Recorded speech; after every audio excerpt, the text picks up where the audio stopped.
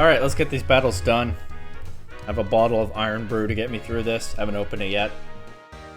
Some of the grocery stores around me carry Iron Brew, which I'm not used to seeing in Canada. That's nice. Anyway. I think my team needs a little bit more training before the league. Really building the league up in my head after Champion Sean. We'll see if it measures up, but I know just a place to get some more training. This is usually one of my first stops in the post-game. The two sports arenas get stronger post-game trainers. We can head right on in. Not just stronger trainers, but more of them too. Looks like it's tennis right now. Got some tennis players, but also a whole bunch of other people who for some reason are just here doing this. I don't know, but I'm not complaining. Start off with a double battle even. Ha! Did you see my power serve? My Pokemon is even stronger. I'm not going to be too bothered about talking to these people. They're pretty interchangeable. Training area NPCs. I don't think I'm going to worry about their post-battle dialogue unless I forget not to worry about it. That Zebstrika is a little bit scary for my Swanna. I think I will switch out to Toronto the Superior here. You can see some of my team could still use a little bit more training, so we'll do that. We'll crunch the Jellicent. I would like to just Earthquake, but I probably just get stun back KO'd by doing that. Oh well. Yeah, there's a Wild Charge immediately. It is a -1 Wild Charge, but I don't think that would matter into a Water and Flying type. Ring Out, couldn't tell you how that move works, but there's the damage it does, and the crunch back, I believe that is still Black Glasses boosted. I don't think I ever took the Black Glasses away. Well, I can KO Jellicent before it moves again with a Leaf Blade, so that's fine. And let's go for a crunch in his Zebstrika. I could Earthquake probably next to my Grass type, but I don't think I want to. Zebstrika is still the fastest Pokemon on the field. Not much outspeeds Toronto these days, but this does. And actually,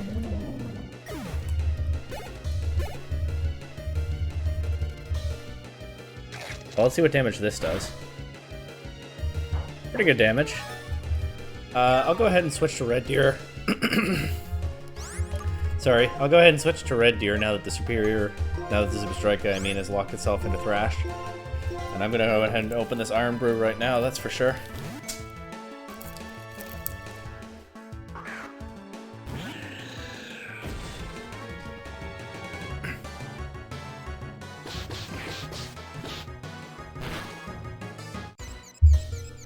It's a little awkward. I don't know if that's a UK thing or an EU thing that the UK still does. Or what, but that the cap is not fully detachable from the bottle. I guess to make sure, well, it says to make sure you recycle them together, but I've never had a problem just doing that. Anyway, and it's a little bit awkward to drink from the bottle when the cap is necessarily right there in your face. Not the end of the world, though.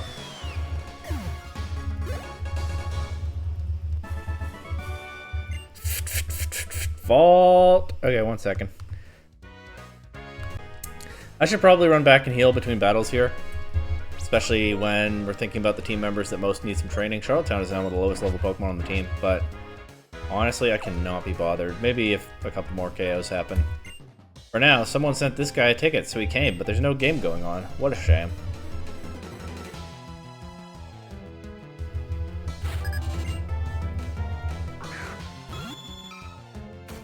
Iron Brew is packaged in English and French, so it complies with Canadian rules, but I think it does still come from Scotland. Anyway, here's a Persian.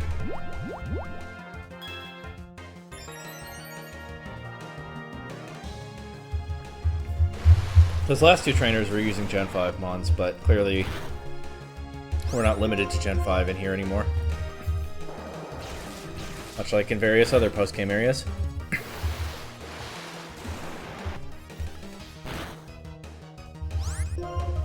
Okay, one more Surf.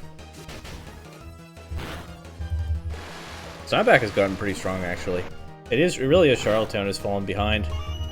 Thanks in part to all that time in the PC while I was carrying HM users around. That said, this might be tough for Steinbach. Let's see.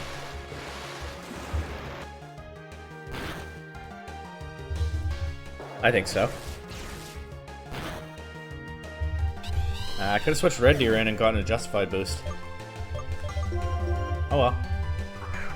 Maybe it's not too late.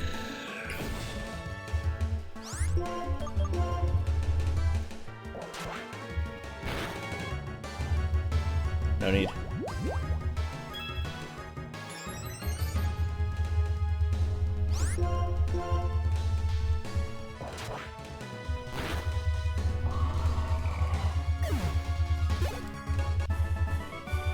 Alright, Clerk Frederick is defeated. Now, let's go ahead and swap. Oh, Toronto's already in the lead spot. Toronto is at low HP, so this is going to go badly, but let's do it. Doctor, is there a doctor in the audience? Yes, I am a doctor. Let's get into battle. That's quite a way to introduce yourself. Poketuber. Is there a Poketuber in the room? Is anyone here a Poketuber? Does anyone know a Poketuber? Why, of course I know him. Whatever that Obi-Wan line is. Audino doesn't do much damage and has a lot of HP, so the hope here is...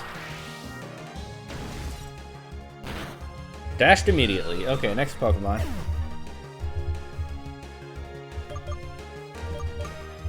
All yours, Red Deer. And then, with only the legendaries left, I will go heal. But yeah, I just don't want to do it every time right now. I cannot be bothered.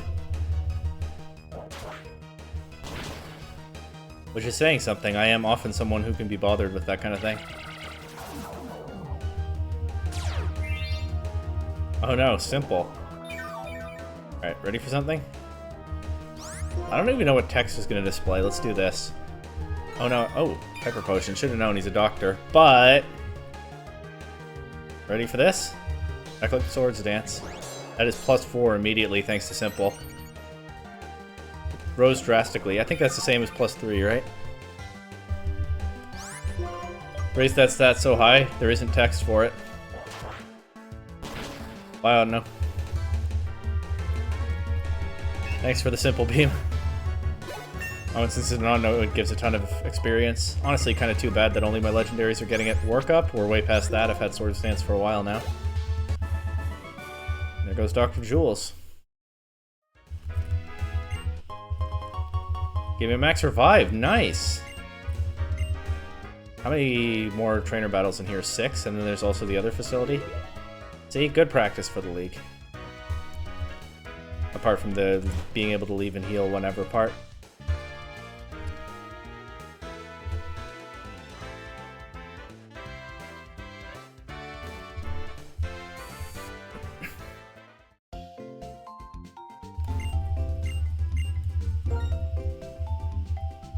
Yeah, I'm focusing on the non-legendaries. They need training the most.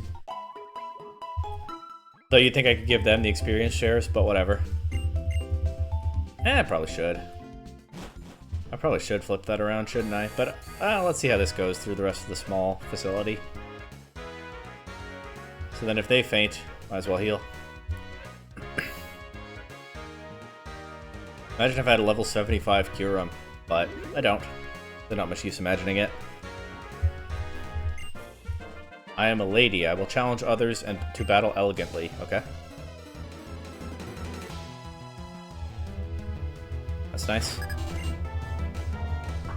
Ball Toy. We like that line in this series. The Ball Toy and Claydol evolution line. We certainly do.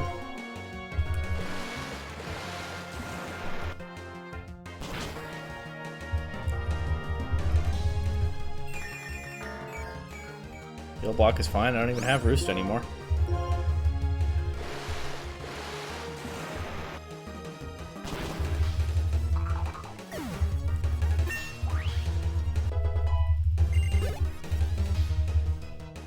And another Zipstrika. Tennis players love that mon, which is just as well, because Charlottetown needs some training. Maybe Charlottetown should have Lucky Egg at this point.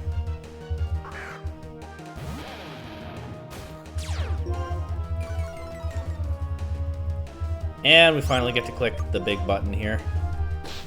Not Hyper Beam, not Focus Blast. But still pretty good.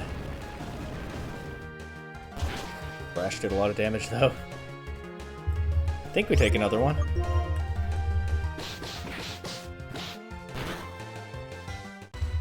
Nice.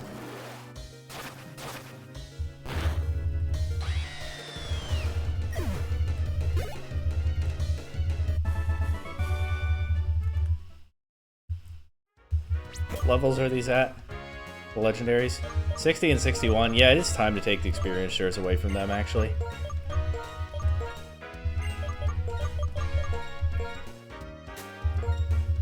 I'll give him his time back in Charlottetown, and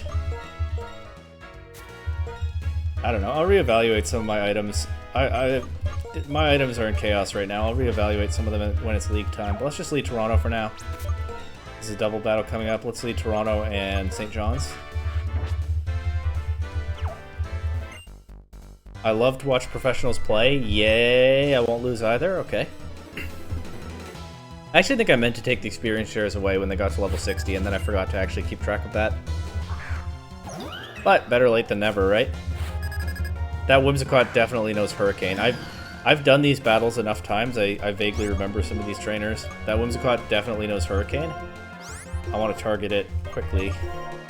It's not double weak to Sludge Bomb, unfortunately, because there's no Fairy type yet. Okay, good. Conviction's not strong enough. This is the first Hurricane, at least. It also is the fastest Pokemon on the field. Maybe Tailwind would actually be useful here, huh? But no need. There it goes. I feel a little silly clicking Leaf Blade into these. It's not really accomplishing much. We'll tank that Petal Dance nicely, I think. I guess I can just Coil and go for the damage with Air Slash. That ought to be fine. Just Coil so I'm not using attack PP. Don't know that it really matters, but anyway. Here we go.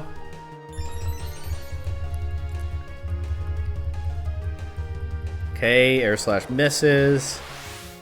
Come on, St. John's, get your head in the game. Lilligant's confused. It could hurt itself now.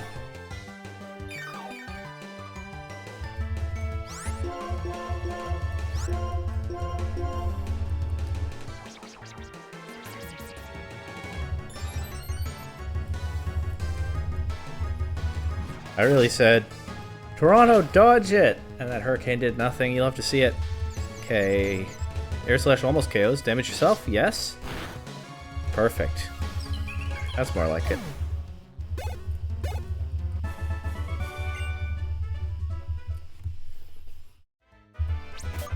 Why didn't I see Charlottetown getting experience from that?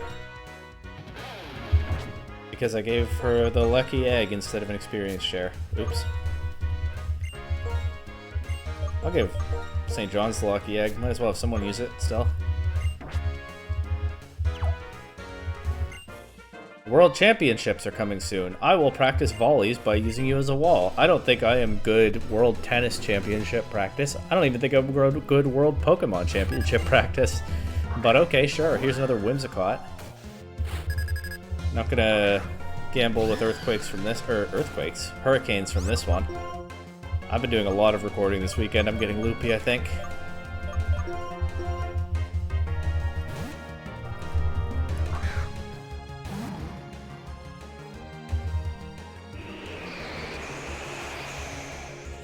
Yeah, this one's a bit more determined.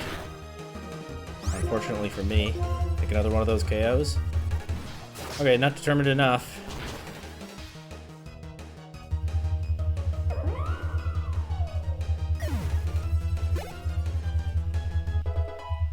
There we go.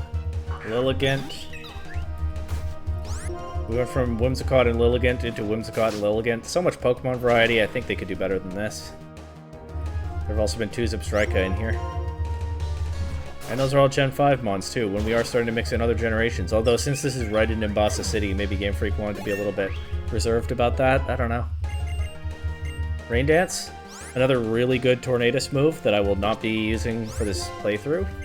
But run on Tornadus often in VGC. That's something. I don't think anyone is holding the Amulet coin right now. If I'm correct then about that, then let's give it to Red Deer. I'm not correct? Halifax has it. Okay. Like I said, I kind of lost track of my items somewhere in there. Which team will score next? If you can win, I will tell you. Alright.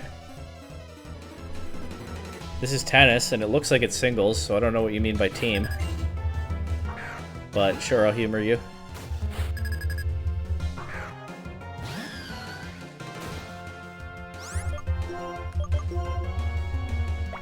Graphic is not a very strong mon. Let's do the thing. You know the thing.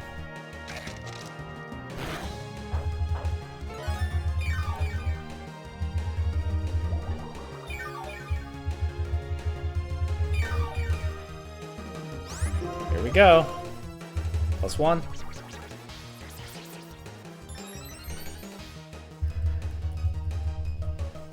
Then headbutt. That crit, okay. But it shouldn't do a ton without a crit, and also it can miss. Got into low HP for just a second, the music started, and then right back out. +2. And I definitely think the leftovers are making a difference too. I think if I'd gotten them earlier, not that I could have, but if I had, there are a few battles that would have gone more smoothly.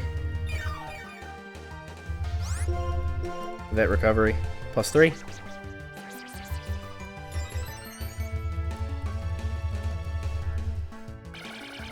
Oh, it has a special attack. Oh, it does quite a bit of damage too. Alright, I'll start attacking now. Might be able to just sweep. Toronto's pretty fast compared to a lot of these NPC Pokemon. Now that it's close to catching up in level. See what else this guy has. Really had a special attack all that time and waited that long to show it. Steinbeck is trying to learn Hurricane. I think it's in keeping with the spirit of this run if I ditch Air Slash for Hurricane. We run these moves around here. Actually, I'm usually one to stick with the safe, accurate moves in a playthrough, but I'm just committing to the bit, I guess. So Hurricane it is.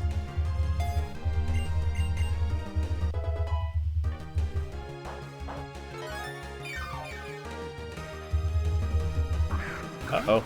That's not what I want to see. I don't even have a good switch into it. Alright, +3 Leaf Blade. Let's see what it does. I'd probably get KO'd, but, you know, we'll give it a shot.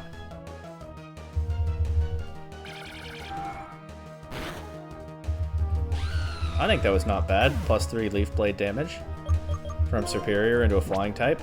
Anyway, let's get some extra money. I've had enough of this small stadium, whatever it's actually called. Farm it for money.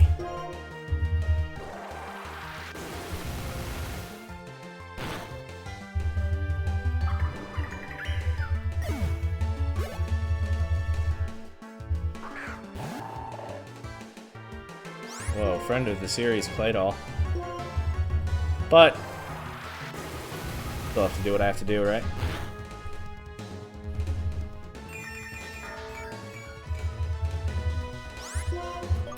And that's this, obviously.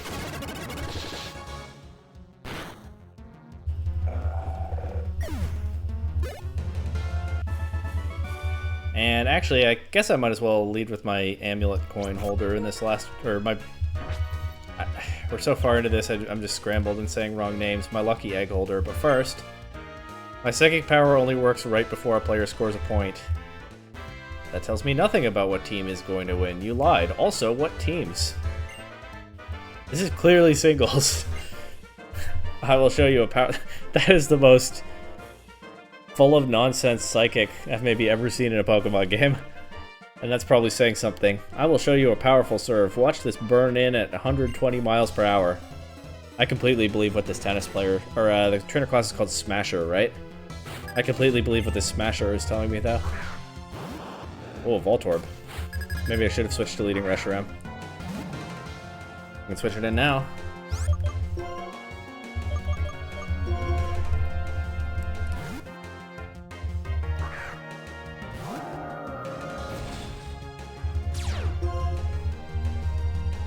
Actually, if anything, I should probably give the Lucky Egg to Red Deer, because Red Deer is just more valuable, I think, in the league than St. John's is.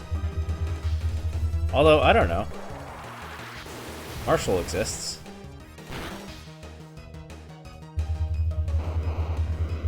I don't know.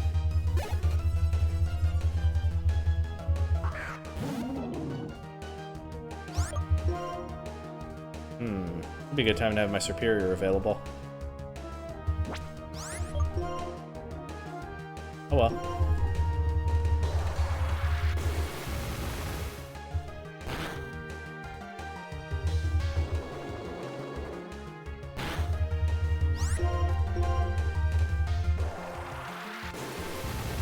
Ring out is fine. I don't even know what that does, but apparently not much damage in this situation.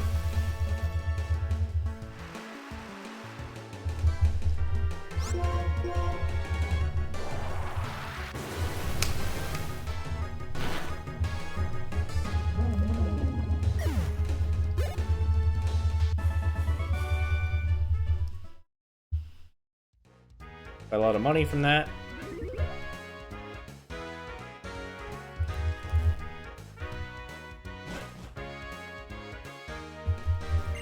That was small court.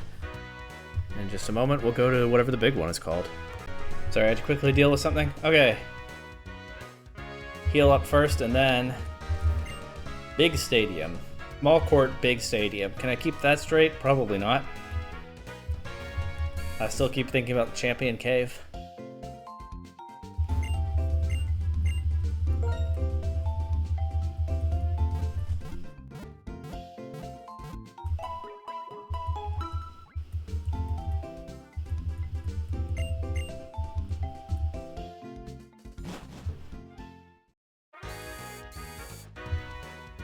Big stadium, let's go. What have we got? Baseball? Baseball. Not a sport I'm especially fond of in real life, but kind of fun to see it depicted in Pokemon. It's okay in real life. I like it a little bit more as I get older. I hated baseball as a kid. I thought it was the most boring sport you could imagine.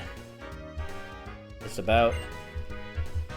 I do have a bit more appreciation for some of the nuances of the game now as a grown man. I don't think it helped that I was not one of the athletic kids, if you could believe that, to put it mildly. And when we played baseball in school, you know, the number of players on a team is half of whatever the class size is, and most of them just get stuck in the outfield. And even then, the fast and coordinated kids are the ones who are likely to get the ball. So when I played baseball in school, which was pretty much my only exposure to baseball growing up, I couldn't hit worth a darn. I was so bad at hitting that I didn't believe there was such a thing as being good at it. I thought it was pure luck, just swing the bat and pray. I pretty much thought major league players were faking being good at it, like they were wrestlers or something. And on defense, I was just standing around in the outfield doing nothing most of the time, so when that's the only way you've played baseball, that's pretty boring. And I didn't find it interesting to watch either growing up. I do a little bit more now. Go Jays, obviously. Anyway, this is a Pokemon playthrough. I don't know, well, I do know why I rambled about baseball, because I was exploring this field here, neatly represented in the big stadium, but back to Pokemon, I think, yeah? Let's have a battle on these grounds, which I keep looking sharp. Alright, this is the groundskeeper.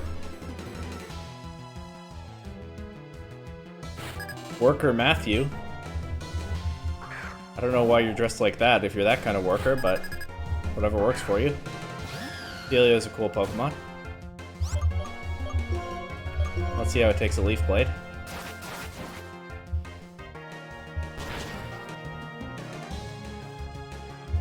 Not very well. Whaley. Oh, this guy trains ice types. Maybe that's why he's dressed like he works in the cold storage. Even though conditions here surely don't demand that. Maybe his Pokemon demand it. Look at that big noggin on that Glalie. Really has a massive forehead in this game. I mean, maybe that's a perspective thing because it's kind of leaning forward. But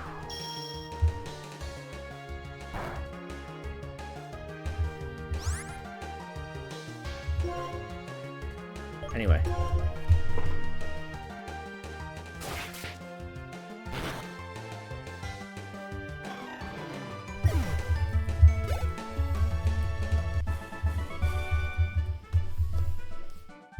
There goes that guy. I've already forgotten his name. Sorry. But good job on the grounds. I am the strongest. I will work out today, too. Alright, classic Unova speak. Glad we're still getting some of that before we're done with the game. Infielder Alex. Looks like a pitcher stance to me, but I don't know that much about baseball. Apparently every baseball player will ever battle is an infielder. He has a Singapore. I hope he doesn't have the 3 monkeys. I don't remember what he has, but I hope it's not just that. All the way in the post game, once again, no escaping the 3 monkeys. Nice little water type to feast on, though. I guess that's the other thing about grass starters people sleep on. There's so many water types. And they're all over. You're gonna get some good matchups. For some significant stretches with a grass starter. Maybe that gets slept on a little bit when people say, oh, they do so badly in their games. I forgot I have big pecs. Oh, I accidentally misclicked Hurricane. Anyway. Oh, we connected, though. Look at that. Big damage. Oh, let's go for another one. Anyway. Obviously, people are mostly focused on the big bosses, like gym leaders and whatnot, which is fair. Ordinary trainers are not usually... Stand back, get your head in the game. Ordinary trainers are not usually worth considering that closely. Stand back, I'm pulling you for a pinch hitter. That first Hurricane was great, but adding 333 on those, not going to cut it.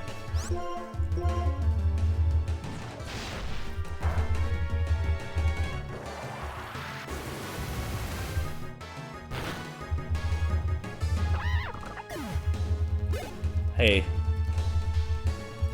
that said, I should go easier on Steinbach, right? Because much like I thought hitting was in baseball, landing your Hurricanes when I was a kid, landing your Hurricanes is just luck.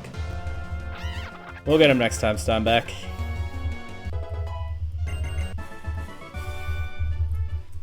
That guy gave me a lot of money. These baseball players are making bank, I guess. Hey, you! Don't smile at my favorite player. What? What do you think this is? And less importantly, who do you think you are? Whichever one of you said that. More monkeys. Oh, we're getting out all the creative teams here, huh? You training monkeys because your favorite player does? Is that how you make your Pokemon choices?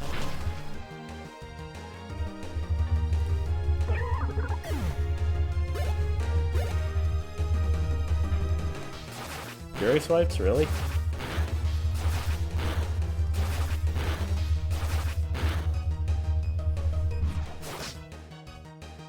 You get distracted and call the wrong move? I say when I just misclicked in the last battle. Oops.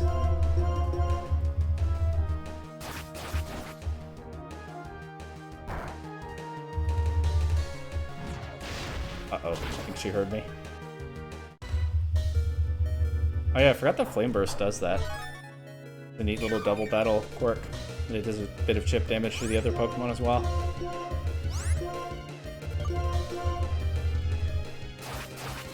Anyway. That Flame Burst hurt, but we still got the win here.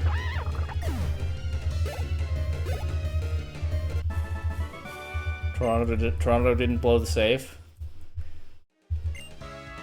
The only thing we have in common is that we like the same team, but really isn't that the most important thing for a fan? What does that have to do with anything you said earlier? I guess you calmed down, huh? Our teamwork is so bad, except when we cheer during games. We really don't care about any game time but game time. Wow, what happened to the way you were talking to me earlier? Huh. Interesting. I've practiced and practiced and become a great player. Now let's play ball. I did play a lot of Super Mario Superstar Baseball at one point in my life. That game's fun. I put the emphasis in the wrong place. Mario Superstar Baseball. That kind of baseball I enjoy.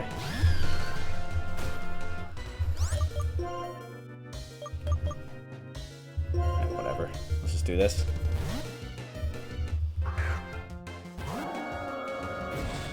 Get some money. Oh, Sky Attack. Guy means business.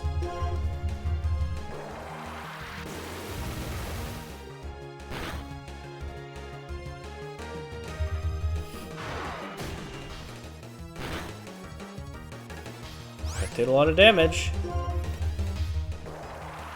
But it wasn't enough.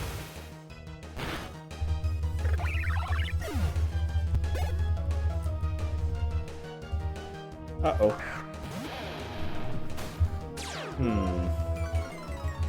Well, let's see.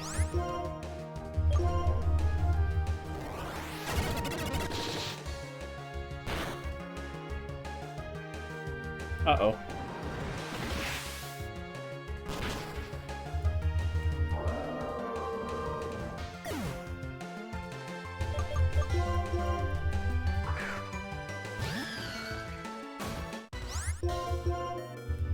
Perfect. Got him.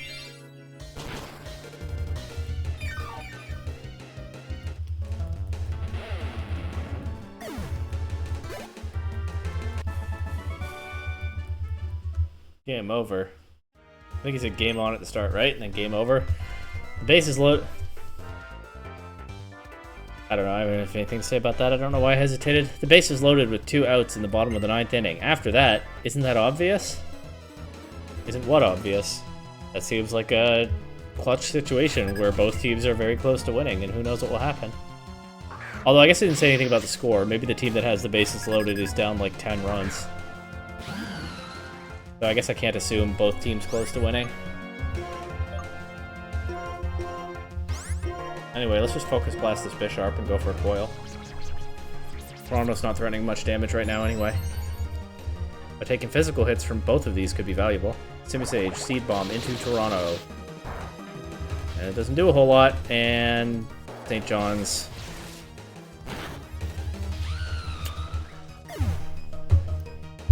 Convictions waiver.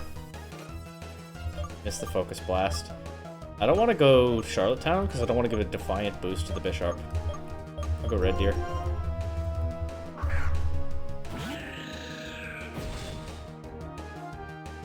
And that means we won't go for Redemption. I'll just go for Focus Blast Redemption. I'll go. Oh, I mean, just Sacred Sword into Bisharp and Air Slash into Simisage. Lick. No para, please. Worth a shot. We missed the Air Slash. Are you good, St. John's? Do you need to be? Do you need a rest?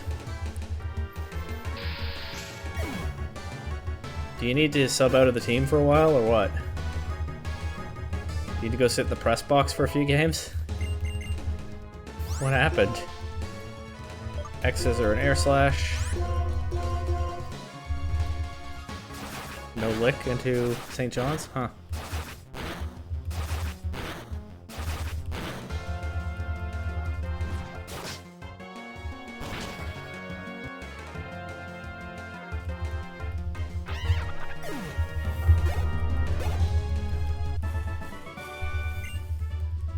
Strike. Game winner and homer. We always hope for that clutch play. I wish I could catch a home run ball just once. Oh, I'm sure you will someday. 3 opponents left. Some stuff's fainted, some stuff's paralyzed. Let's just go heal. I don't mind this if it's the last one in here. Like I said, that area is often one of the first places I go in the post game, so my Pokemon are holding up better than I'm used to against these trainers.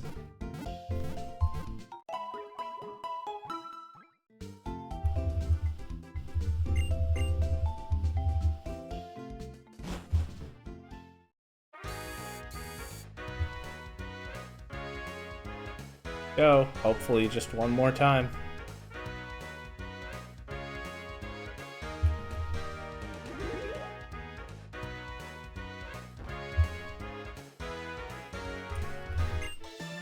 Pokemon I raised are as good as professionals.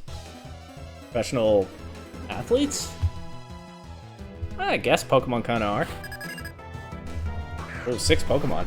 Pokemon breeder. So 6 Pokemon, level 60, probably not fully evolved. I think I could set up on a Swinub. Maybe unless it like crits me with Blizzard or something. Amnesia, that's fine.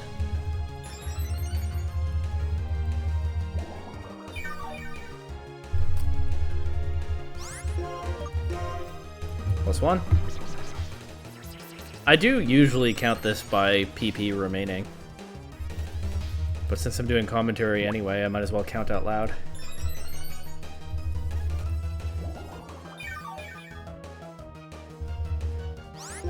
+2.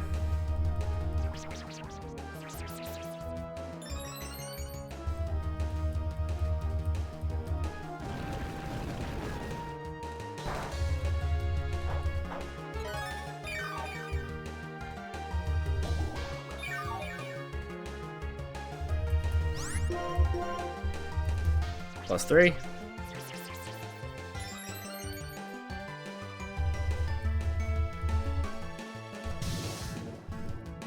What was that? Oh, missed. Okay. Does Swine-Up get haze? Anyone know? Too late for you to tell me anyway. +4.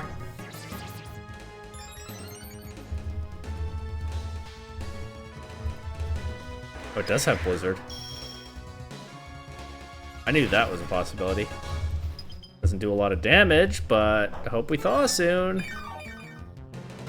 I feel like I must have commented way earlier in this series on the way that status conditions are depicted in the Pokemon Sprite, but this is probably... I don't remember. There have probably not been a whole lot of frozen Pokemon in this series.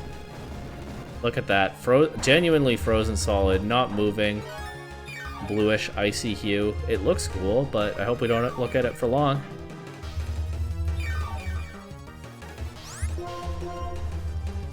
There we go.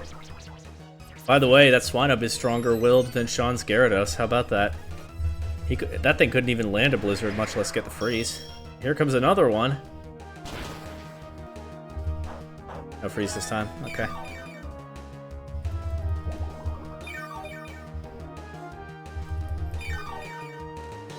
And after a slight delay, +6.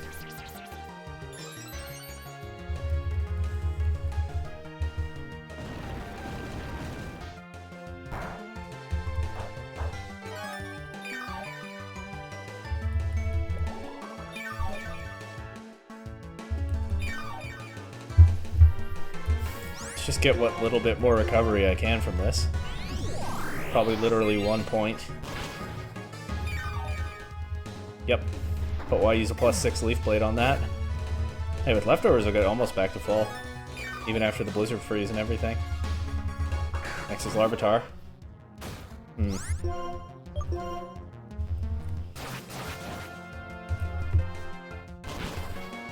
That's what she's sending in next. I wonder about the rest of her team and how it will hold up.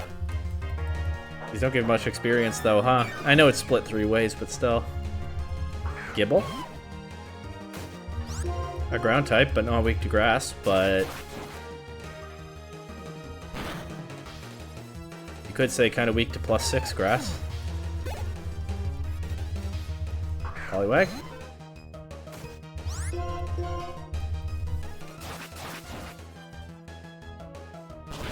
Cute.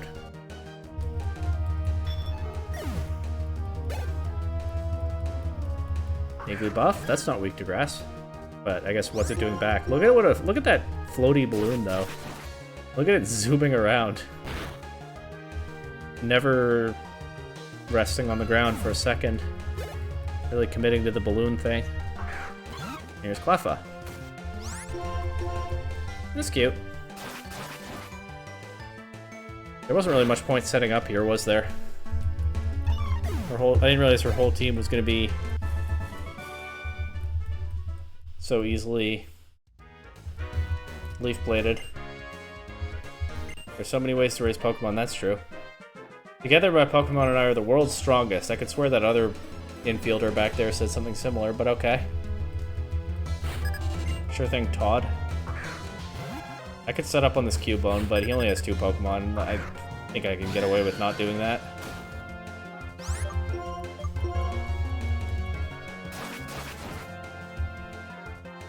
Might even get old for me if I spam it too much, huh? Ooh, big double edge. Again, I like how some of these move animations for stronger moves have a real sense of impact to them. The double edge one seems to end kind of weirdly abruptly, but certainly a big impact hit. Crit didn't matter.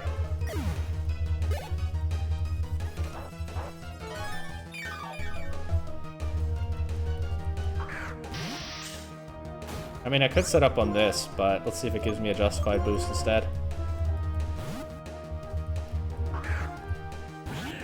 This is the kind of thing, though, where the leftovers could make the difference between successful and unsuccessful setup. Never mind, it has Swords Dance. I'm glad I didn't go for that. This is a lot faster anyway. Swords Dance for what?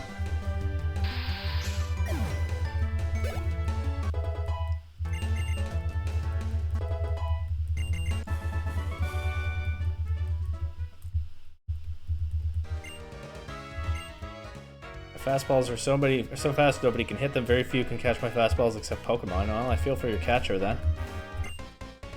When I'm watching a game, I feel like I should be moving too. Is this guy a ranger? Why is a ranger in here? I guess there's no reason a ranger can't be a baseball fan.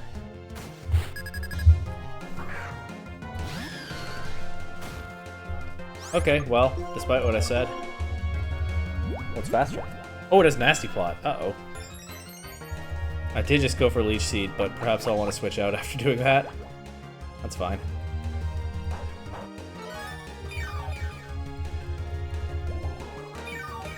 I didn't expect Nasty Plot. Ambipom, not the greatest Pokemon design. Apom's cute. Ambipom turns it kind of weird in a not great way, in my opinion. Definitely a design that I'm relatively not super fond of. Why are its tail hands so swollen, for one thing? But such a silly, fast, versatile Pokemon. Menace in Draft League, we've seen that in the PDL a few times. Crazy move pool. And enough stats to, you know, it's not going to hold up in like elite competitive play in official formats or most Smogon formats, but yeah, in something like a Draft League, it can wreak havoc. So I respect it for that. There's Carnivine. I don't have as much to say about that Pokemon. It's okay. Maybe I should get a Mega Form to make it really shine.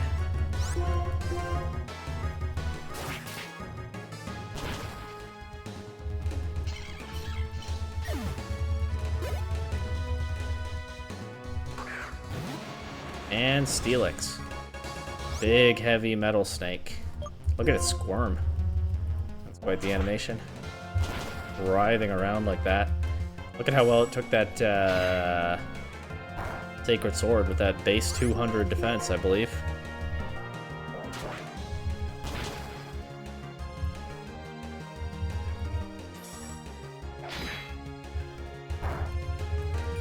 Of course, this problem is doing much back, as we also see here.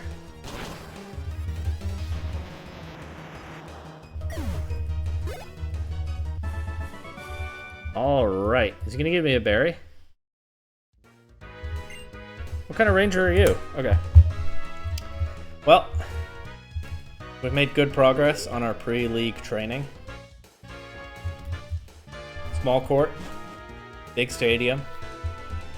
Just one very important training facility remains.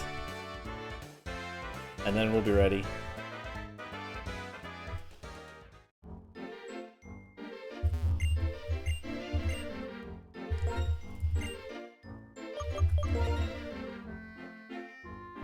Oh, I didn't see what show I picked. I forgot about that selection. Well, we'll find out together. Tuileries, Peaks, Halifax, and Red Belt. That's right. It's time to show the truth to the musical audience before I go show it to... I don't know the theme of this musical. But it's time to show the truth to this musical audience before we show it to the Pokemon League.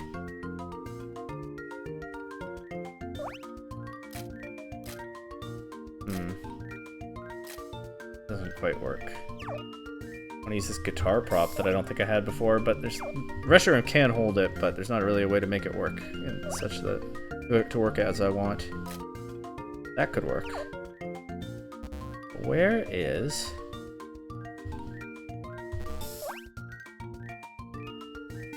Where is this right here?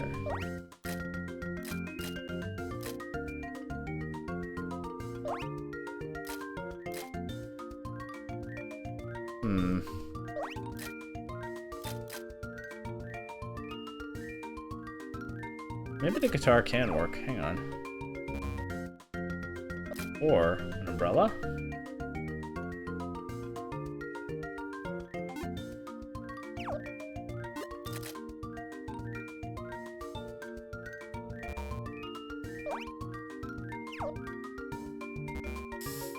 Almost there. Like... Nah, the guitar... I can't make the guitar look reasonable here.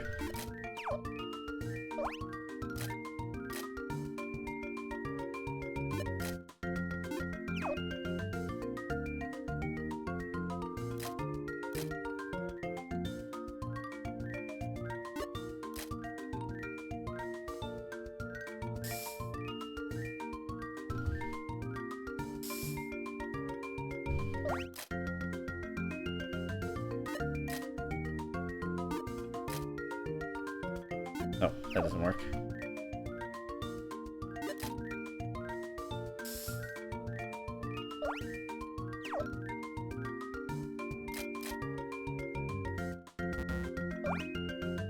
Where is it? I'm tired of spinning this wheel around.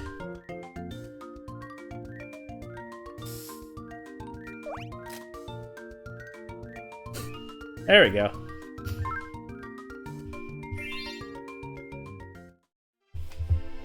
Oh, I meant to put the belt back on. Oh well. It's almost perfect. And that will have to do.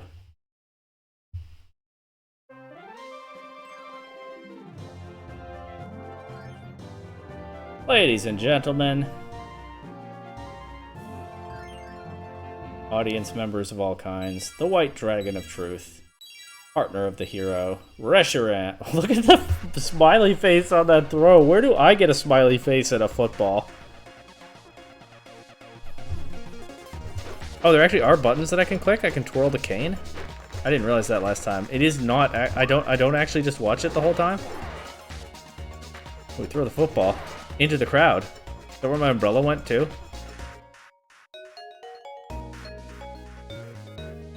Well, I think those were the only two buttons I could click. Slightly more interactive than I realized.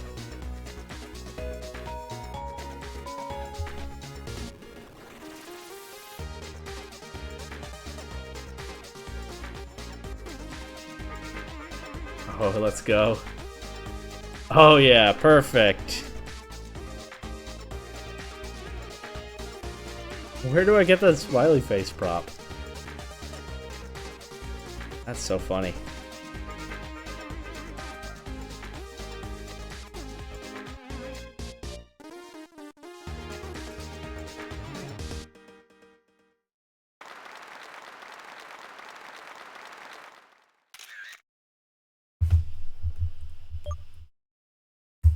Okay, I think we're ready for the league.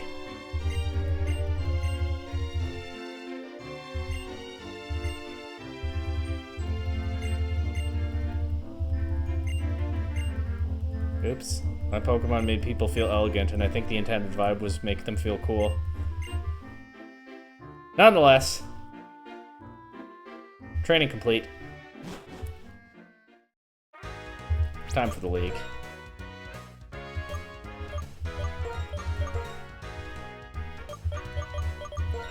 I flew to the wrong fly spot.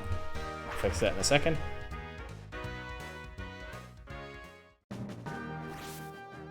Unless you want to watch me go up that mountain again, but, like, why? I don't want to do that.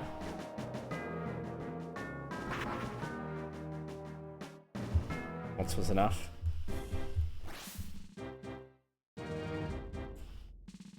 Okay. Step 1, heal.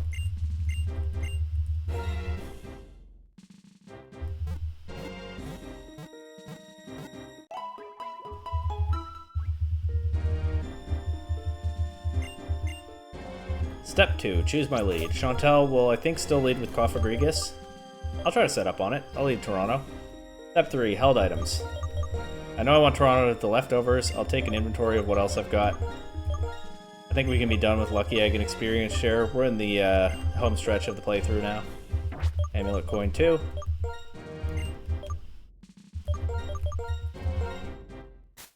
Let's keep it simple, I think. St. John's. As soon as I find it. Actually, I might as well use plates. Those boost type powers too. St. John's, the Sky Plate from the Abyssal Ruins. Steinbach, you can have the Splash Plate. I know it's in here somewhere. It was one of the first ones I got. There it is. Charlottetown. Do I have the Dread Plate? Doesn't look like it, so let's find those black glasses. Sunglasses Crocodile, just like a certain other trainer has.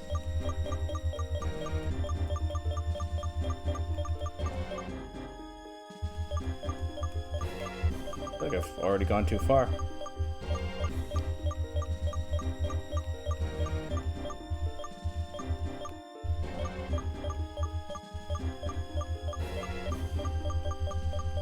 My black glasses way up here somewhere? Yep. Red Deer?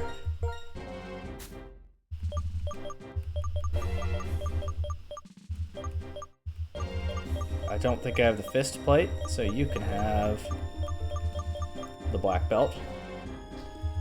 In Halifax, the White Dragon of Truth, a bright, shining beacon. All of Unova. Bright powder.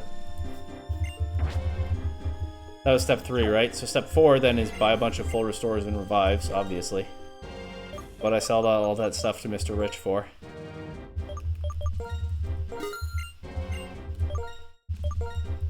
Done. Step 5. Where's Team Plasma's castle? There's no sign of it. You can see it a ways in the background there, but the castle has disappeared. Crumbled away, I suppose. Step 5 is enter the league. Step 6, yep. Obviously, I've been thinking a little bit. I know I talked last time about this being the first league in the series where you can challenge them in any order. The Elite Four in any order, that is. I don't remember what I said about that. I'm not going to try to rehash it now. This was also, I think, the first Elite Four where in the initial battles they only have 4 Pokemon each, which I'm not a fan of. It just makes them feel weaker and less interesting than every Elite Four before them, so I don't know why Game Freak did that. Maybe it was a matter of Pokemon availability, because it was regional decks only, but they had no trouble doubling up on things in Gen 1, in the Elite Four. What I do like, one, I've been thinking about the type progression of boss trainers in this game, because I think there's something to it, right? Black and White was sort of a soft reboot for the series. They really took the new concept of doing a Pokemon region outside of Japan. They didn't make a clean break, obviously. I caught a Gligar and a Claydol and stuff in this video. Not this video, this series. But, maybe this video. But, they did separate things out a little bit. They treated it like kind of a soft reboot. And it kind of was a good jumping on point probably for a new generation of kids who were a little bit young for gens like 2 and 3, where I cut my teeth. And that soft reboot, I think, is sort of reflected in the types chosen by the league trainers. I mean, gym leaders too. You get the weird Firewater Grass Gym. They've never done anything like it again. Walks you through the type triangle extra aggressively. Normal is next, the most basic type. Then Bug, early game fodder type. Electric, a type that's a little bit more interesting, a little bit more of a jolt, but also associated with the early game and easily grouped with its fellow special types, Grass, Fire, and Water, but it's a little bit more entertaining. Obviously, the vibes of the cities also play into things, right? Like, the Electric Gym is also nice because that's the dazzling entertainment city where the vibes are electric. The Flying Gym, a couple gyms later, is in the isolated city where the cargo planes are important. The Ice Gym, yeah, you go from electric to ground to flying, pretty solid progression. The Ice Gym, because Game Freak loves a late game Ice Gym, is in the area that gets buried in snow in winter. One of the areas where the seasonal differences are sharpest. And then we wrap it all up with a Dragon Gym, tying into the legendary lore of the series. It's the gym leaders there who tell you some of that lore. And also ending the gym challenge on something extra special after we started with the likes of Normal and Bug and Type Triangle Lesson. And then in the Elite Four, their 4 types are... Obviously, Dragon's already been used. Fairy doesn't exist yet. But there are 4 types that are,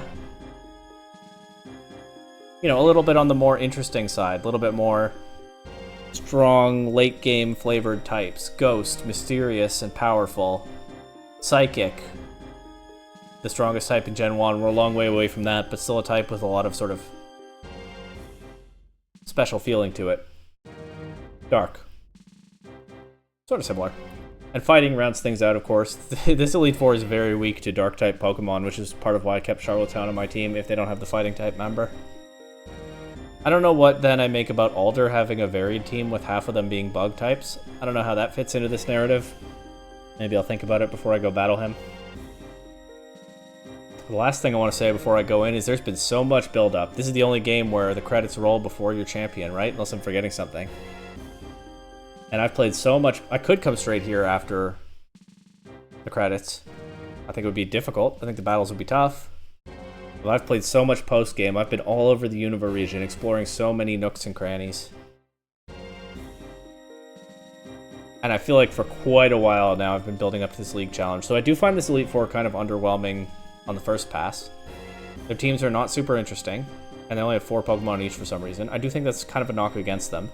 But that section of the game is largely carried by N anyway, and he just has enough charisma to pull that off.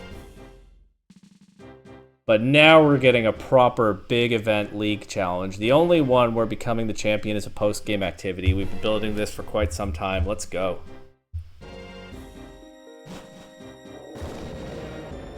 Well, I'm thinking about those crooks and nooks and crannies, though. I was thinking during my recording...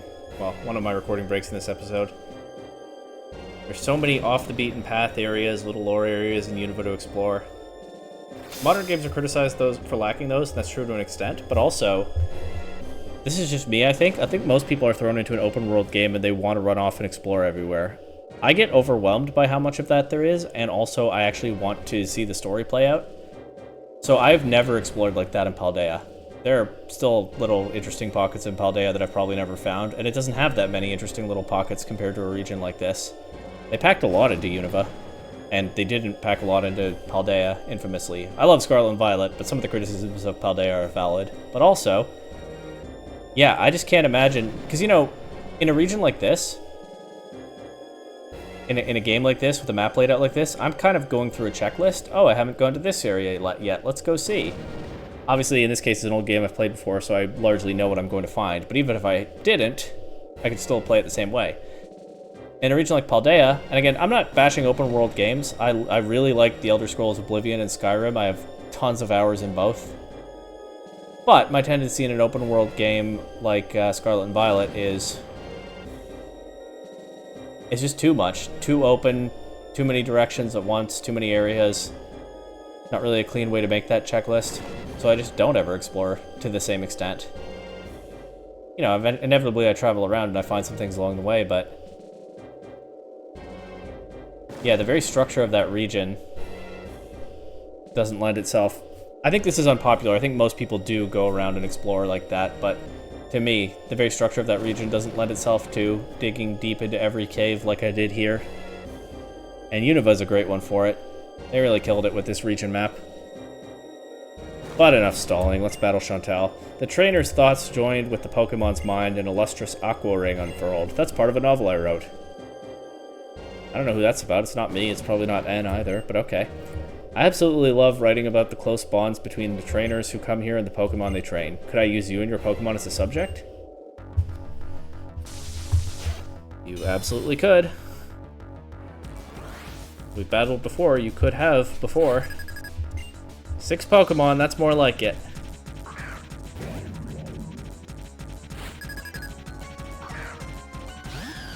Off Egregious, level 71.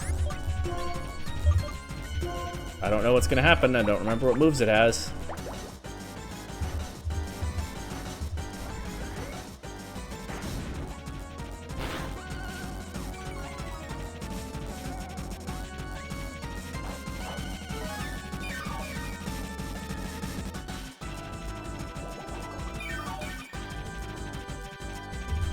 Did you use Shadow Ball? Sorry, I'm getting messages. Oh, I just double Leech Seeded. My bad. Will-O-Wisp is fine. We can heal the burn. And the damage, I think, is nicely offset by Leftovers plus Will-O-Wisp. Leftovers plus Leech Seed. There we go. Yeah, see, that's a lot of recovery. The burn damage is not so bad after that. Coil time, +1.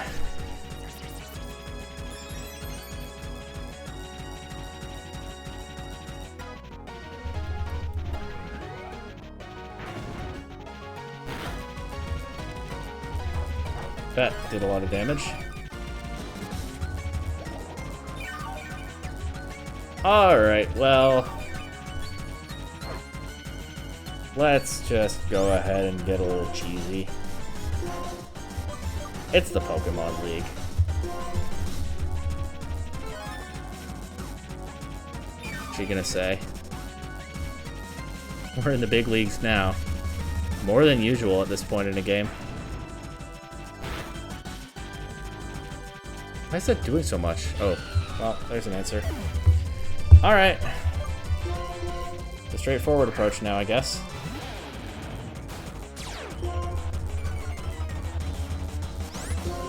I don't have Moxie. Usually I think yeah. Well, I don't know what I mean by usually. My first playthrough, my Crocodile had Moxie, so I was trying to shelter it from her Cofagrigus, but I guess I don't actually have to worry about that here.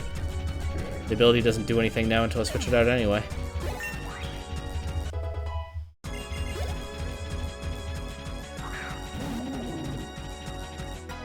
It would be nice if I had my Leech Seed Grass type, but... let's try dodging a Hydro Pump and landing Crunch. Never mind. I really don't have anything else good for this. Alright. Well, let's be that guy.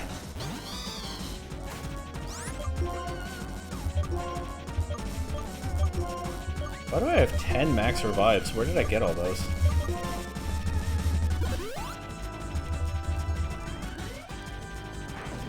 Mostly deep in caves and stuff, I think, right?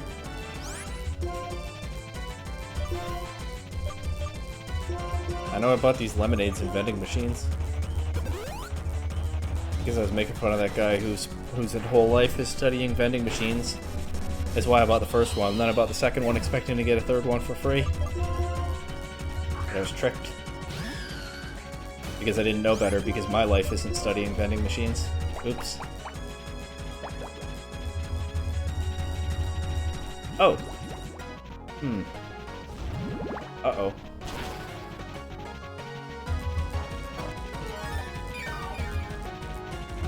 Well, if that doesn't KO...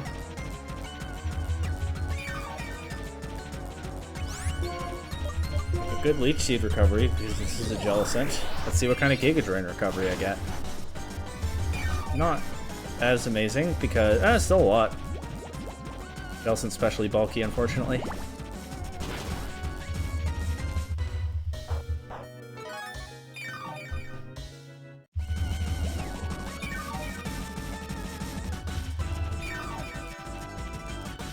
I think we just Leaf Blade now and hope it KOs. Leech Blade? I think we just Leech Blade. If only. Get some recovery on this too. Well, it KOs.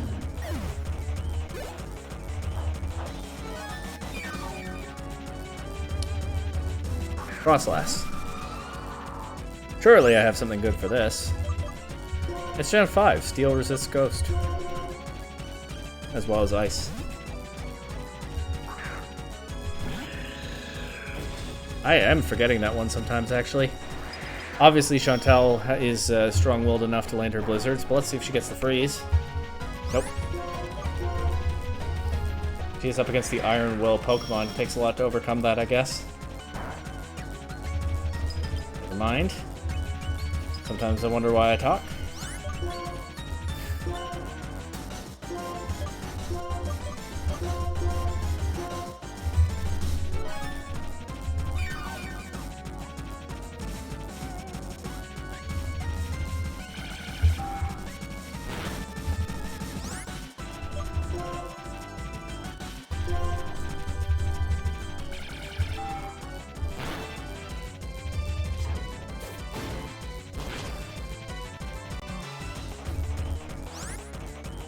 I'm gonna risk it.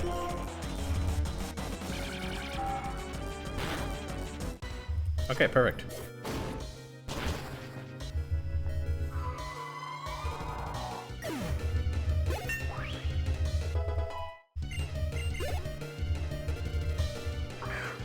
Here's her ace. Pretty hard to deal with. Especially with my ground and water types unconscious. Let's try this.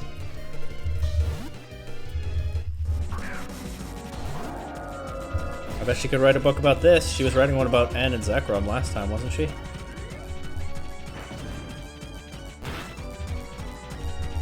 Sorry, I'm trying to move around a little bit, but I think I'm shaking the desk. My bad.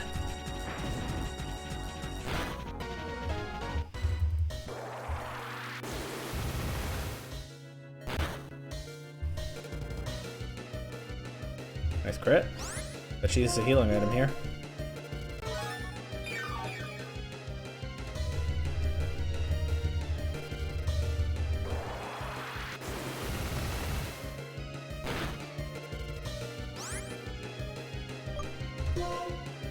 Unfortunately, not KOing with a crit does mean that it's not a 2-hit KO without a crit, doesn't it?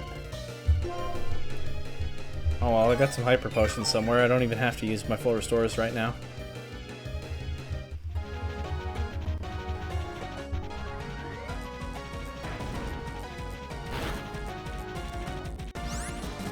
Chantal was the toughest fight on the first pass through the Elite Four, right? So maybe she is again. Guess we'll see. Chandelure is no joke, that's for sure. It's a strong Pokemon. Uh-oh, she got the drop.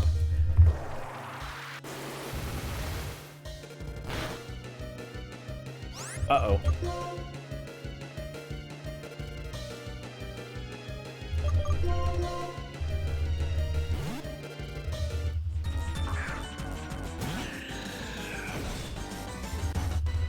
She's taking down legendaries with this thing.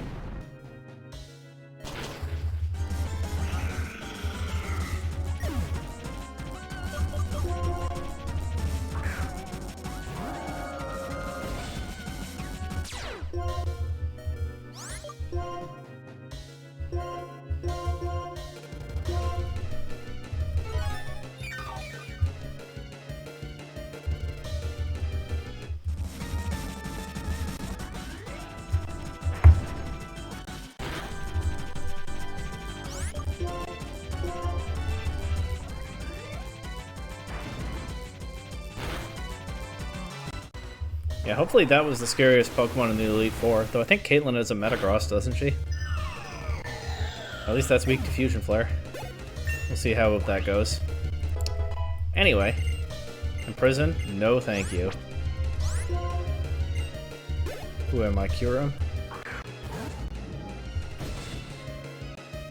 I'm down to sack Halifax, go for big damage into this, and then try to Giga Drain through it with Toronto, although I think then her last Pokemon is Drifblim, and I haven't thought about that. Fusion Flare might actually KO here, let's see.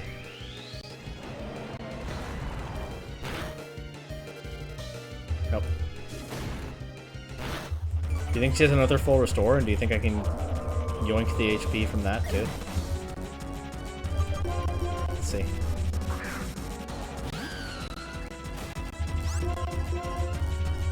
Nope. There goes Golurk.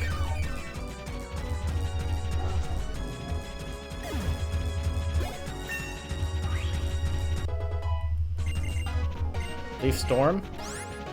If I had Contrary. But I don't.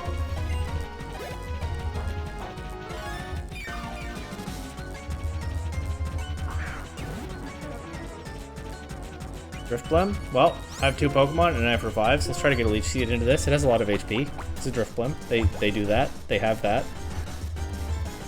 This is gonna hurt. But maybe somebody else will benefit from the Leech Seed now. You know? Also,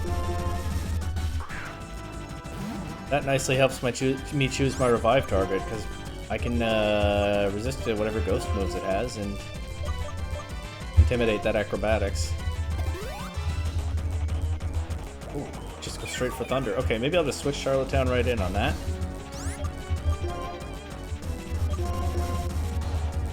But we're seeing the limits of Chantel's convictions here as the Thunder misses.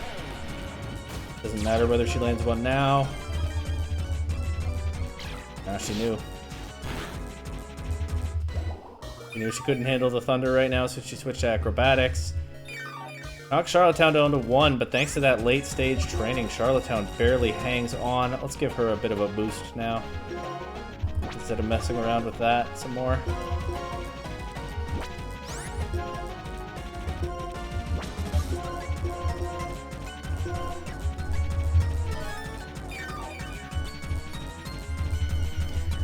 And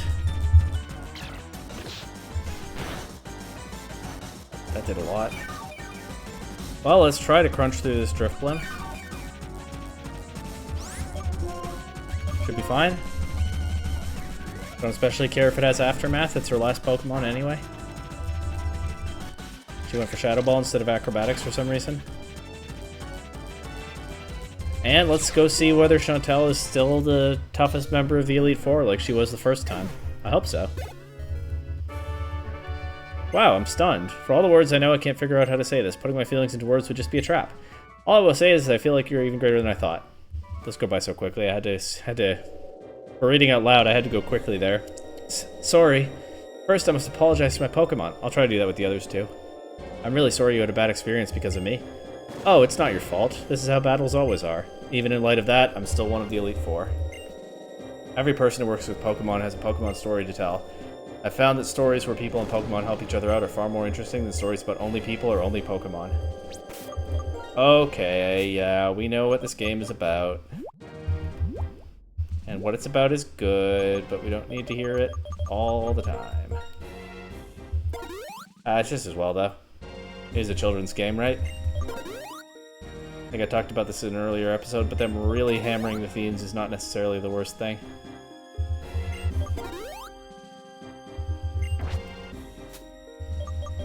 But it does feel a little silly playing this as a grown-up. I think I have max potions. Yeah, well, I have one.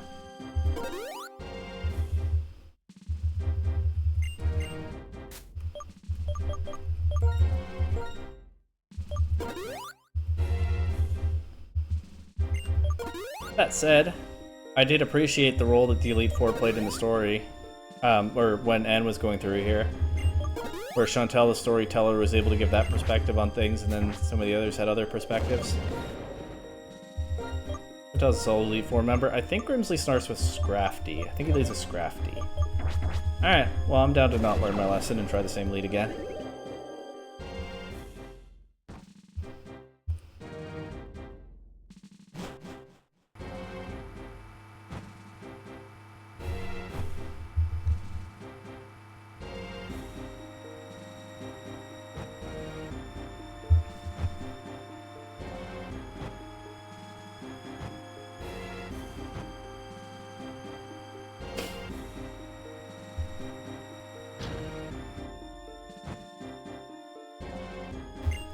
Life is a serious battle, and you have to use the tools you're given. It's more important to master the cards you're holding than to complain about the ones your opponents were dealt. Let us begin, and may the best trainer win. Contests like this are proof that you are really living. There's a perspective on battling, I suppose, and training Pokemon. I misremembered, but this seems okay. Is it Scrafty in the first battle? Is that what I was remembering? I meant to go for Leech Seed first. I misclicked into Coil. That's fine. Ish. +1. Please don't crit me with that Night Slash crit rate. Thank you. Especially with this being the rare opponent that's faster than Toronto.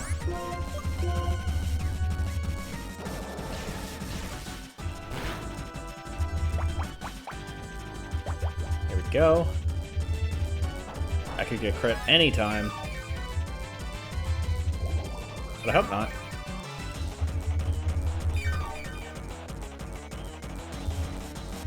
Use that move here. It's good. It's fascinating. Anyway. +2.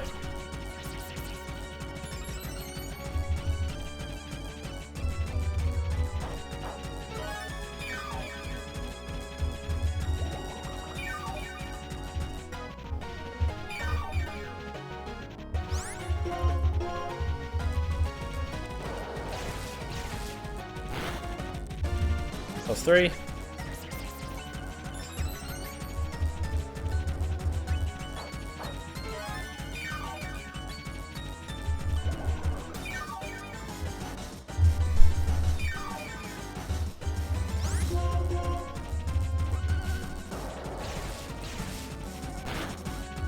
+4.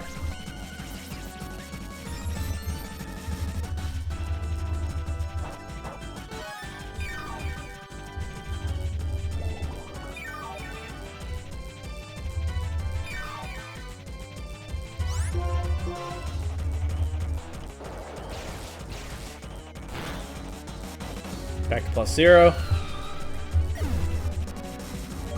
Well, we knew it could happen.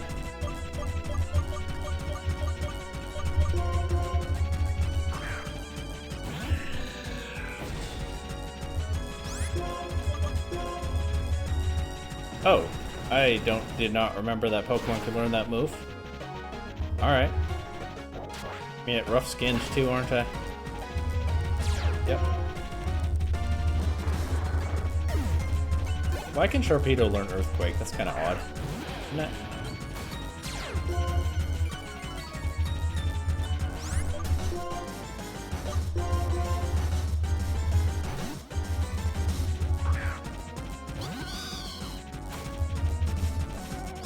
Gotta look a book. Uh-oh.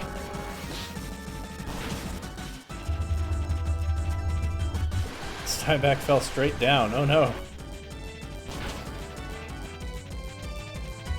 That did a lot, but there's KO'd by another Smackdown, so let's get back to this.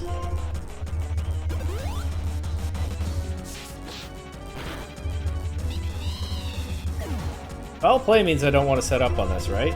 But I can just Giga Drain it, get some health back. He has other Pokemon I might be able to set up on.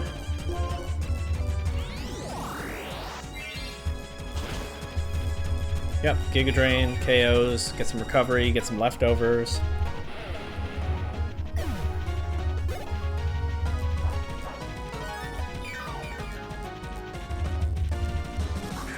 There's the Scrafty.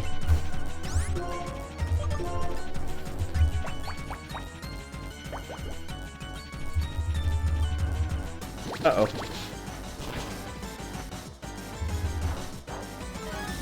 There's a fair bit, not gonna lie. But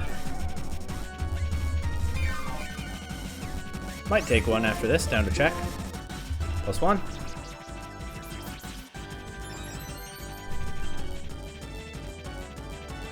Oh, I could get poisoned though. And now that I've said it, I surely will. Oh, not yet. Let's grab a heal here though. I don't really think I need it, but I don't know, why not? Like, I'd probably take another poison jab at +2. I just don't feel that much like gambling.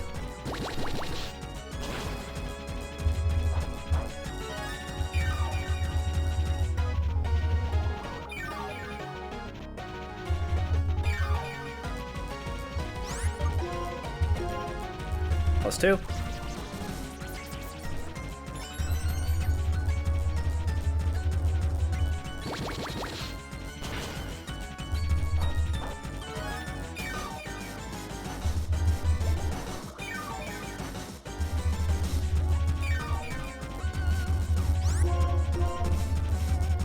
+3.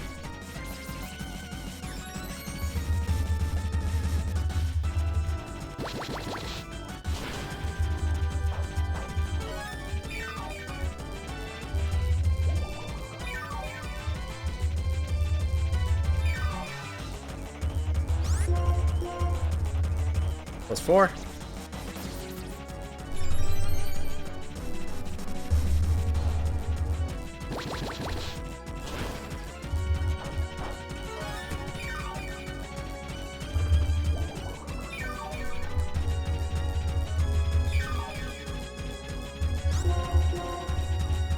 +5.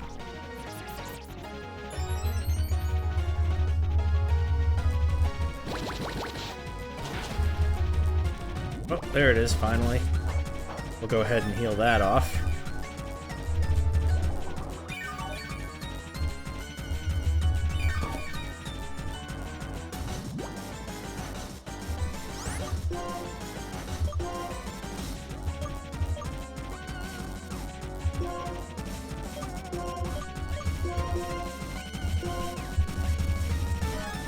Checking whether I had any antidotes, but no, full heals and berries.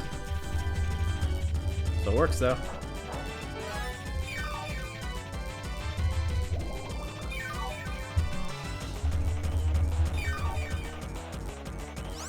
And +6.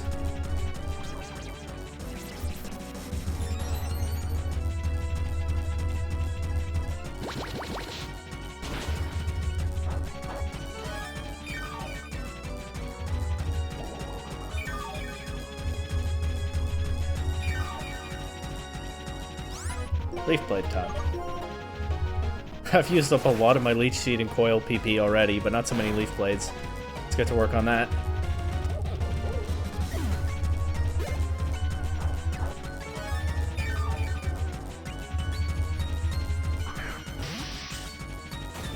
Not too afraid of this right now, even though I believe this is Ace.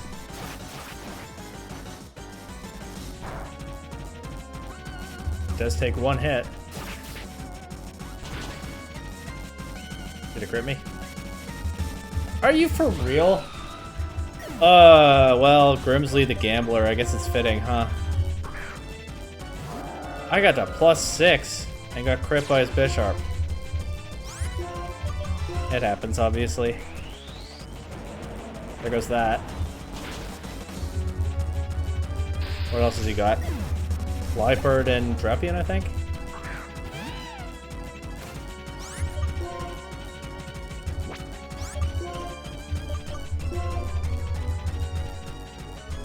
Okay, dude.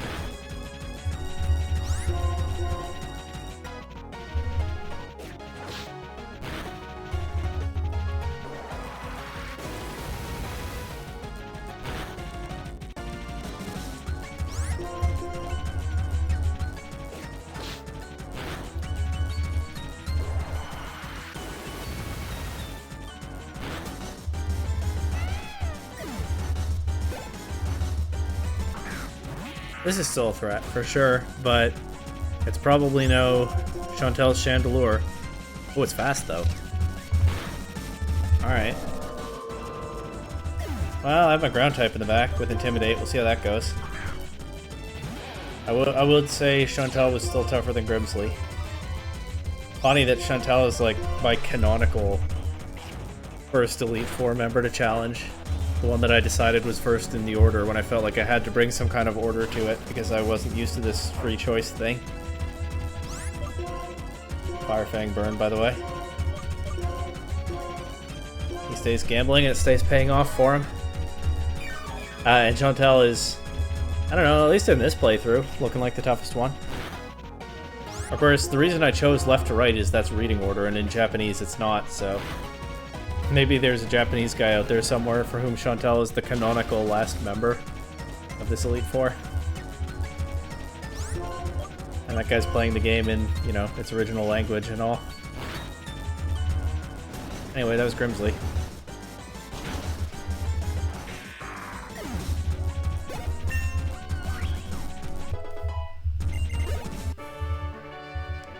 Somebody wins, the person you fought against, the person will lose. A good contender seeks victory without bragging, blah blah blah blah blah blah blah blah blah blah blah blah blah blah blah teleport, blah blah blah science.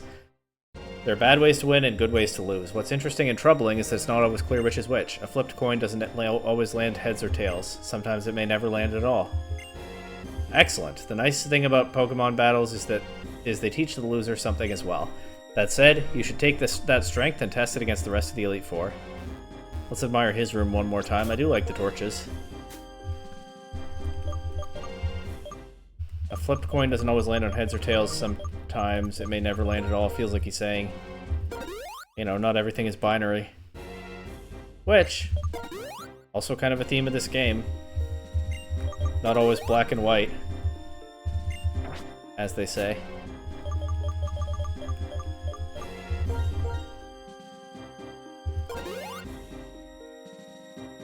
And a lot of situations have a wide range of possible outcomes.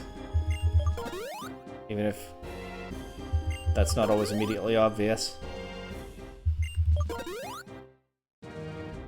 I mean, hey, I play VGC. I've never made a day 2 at an event yet. I've been close, but never quite there. But I've still had tournaments that I felt very good about. And tournaments that I felt very bad about, within a fairly narrow range of actual results that I've gotten. Does that say something? I don't know. I don't remember what Caitlyn leads with. I think it might be Musharna. Actually, I think it might be Bronzong. My first thought was Musharna, and I think I can set up on Musharna. May yet end up trying this against all 4 members of the Elite Four, but not Alder, because I know that guy leads with Excelgor. And that thing is not friendly to Superior setup. Anyway, Grimsley's... I don't know how to describe it. That room we were just in to Caitlyn's dreamy, elegant one. Who's there? Who is so uncouth as to disturb my sleep? Humph, it's you again. Still, you possess that combination of kindness and strength, yet you seem stronger than before. Do be sure not to bore me with a snooze-inducing battle, is that clear? Okay, reading between the lines. She was annoyed that someone interrupted her nap, but when she saw who it was, she knew I meant business. She didn't want to sleep anymore. Musharna confirmed. Exceed. Blop, blop, blop, blop. This is fine. I don't think it threatens much damage. I'm gonna even try... Sorry folks, I'm even gonna try slow playing this for now. I don't have to. She can miss Hypnosis if she keeps spamming it. Have an Awakening. I'm not gonna do what I just said. Also, yeah, she goes for Dream Eater, so if I've just woken up, that does nothing. That's a free coil. That's +1. Might as well take them while I can get them, while that Leech Seed damage is ticking. There, she missed a Hypnosis. She's sleepy. How strong can her convictions be right now? +2. Although with Caitlyn, I think that's her secret. She's always sleepy.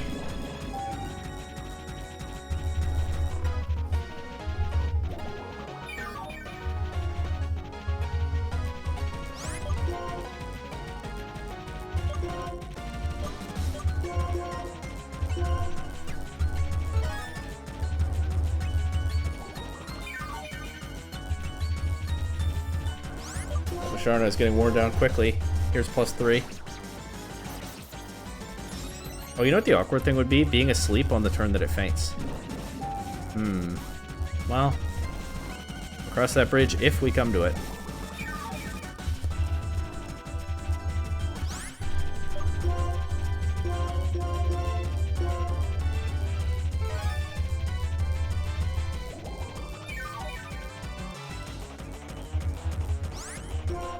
Which might be now, but I'm anticipating that she'll use her full restore on Musharna. Yeah.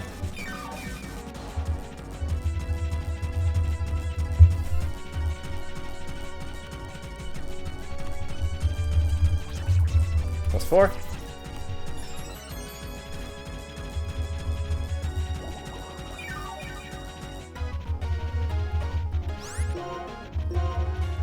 +5.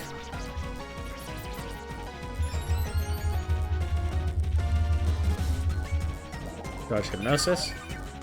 Toronto, dodge it! Toronto. +6.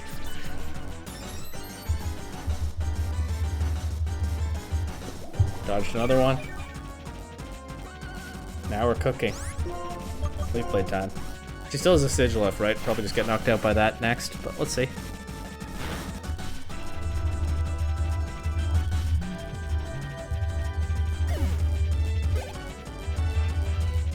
There it is. Bet it's faster. Yeah.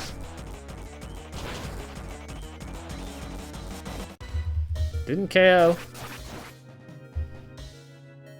But I don't think this will either. Oh, I'm mistaken. It does. Let's go. I underestimated my own amazing starter Pokemon. Here's the Metagross. I'm just gonna throw a Leaf Blade into this. No, I'm not. It's a physical attacker. I'm just gonna heal, and it's not gonna be able to do enough damage to overcome that. No need to sack after I got my...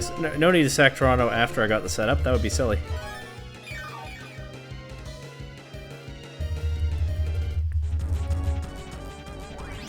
Of course, she also could have missed that Sun Headbutt. But look how little damage that did. Actually, it did 25. That's not that bad, considering the circumstances. But... Also, you notice Metagross is at level 73. It's her ace now instead of Gothitelle. She changed her ace in the post-game, as I believe also will Marshall. I think his ace will be Conkeldurr now, but I could be mistaken.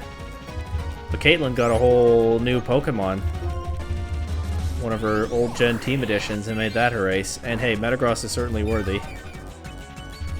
I saw that another Leaf Blade was not looking like it would KO, so I thought might as well get a bit more recovery, and then I think this will do it.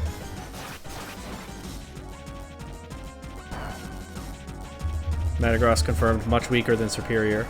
Just not as strong a Pokemon. My Pokemon are getting a lot more visible experience now that I'm not splitting it 3 ways with 2 different experience shares. I think that's part of why it felt like there was a bit of a struggle early in the postgame. But also, of course, the experience was adding up. Pokemon were creeping over level 60. I just wasn't seeing it because they weren't doing much of their own battling. Or I wasn't seeing it in the same kind of way. It still adds up in the end, of course, but it's a little bit more dramatic now that I'm not using the experience shares. Toronto now gets to level 64. I think that's his second level up just in this Caitlyn battle. Here's her Bronzong. That might take 1 Leaf Blade. I'm not confident it takes 2, though. And it's a bulky Pokemon, maybe. Nope. I don't think so.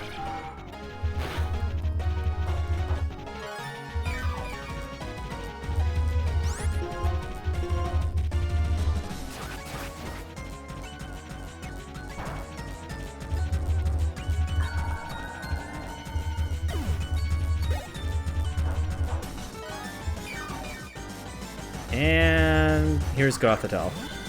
No longer her ace, but still a valued part of her team.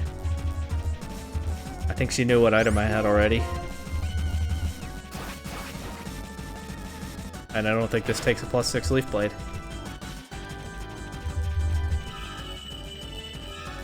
GG Caitlyn. As you've always been, or even more than ever, you are an elegant and excellent trainer. Your Pokemon also have class. I'm very pleased, something something. That is some very fitting dialogue, considering what Pokemon just swept her, huh? Elegant and has class? That's right. Alas, even with the knowledge and skill passed down to my family of trainers, I still can't win. The reason I came here in the first place was to encounter trainers like you. In the past, my untrained heart made my power run wild. I was forbidden to battle. All I craved then was to experience the pure excitement of battling like this. Hee hee. Although I'm embarrassed, I can't help smiling right now. So, implication, I guess that's why she wasn't the Frontier Brain in Heart Gold and Soul Silver, but in however much time has passed since then, oh, and Platinum, she also appears in Platinum, that's her debut game. That's why she's not the Frontier Brain, but whatever time has passed since then, she's trained and gotten to a point where she can do her own battling. Also implies, I guess, that she has psychic powers like psychic-type trainers often do. Toronto took a little bit of damage. I can heal that off with a Lemonade. And then I'm also going to give an Elixir to Toronto, because I've used a lot of PP on most of his moves. I just have to find an Elixir. There we go. And then, like, I don't have 6 coils left. We can't have that. I only have 3 left. I believe Marshall leads with Breloom, so I will not be trying to set up with Leech Seed shenanigans on that. Instead, St. John's the Tornadus, now is your moment to prove yourself. It's been a little bit rocky lately. Let's see you break out of this slump.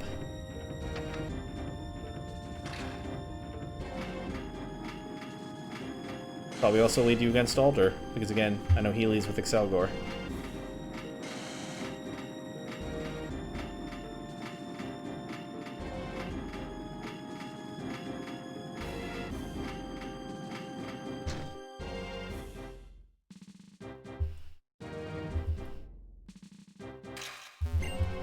I thank you deeply for the chance for another round of combat against you.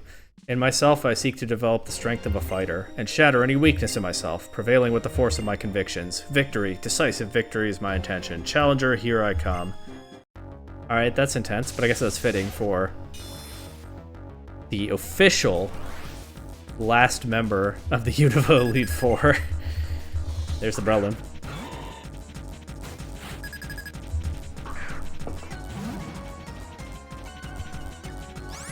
Flying type legendary versus Breloom. Why am I feeling unsure as to who will win? Okay, good. Good job, St. John's.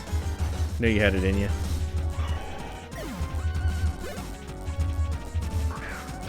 Sock.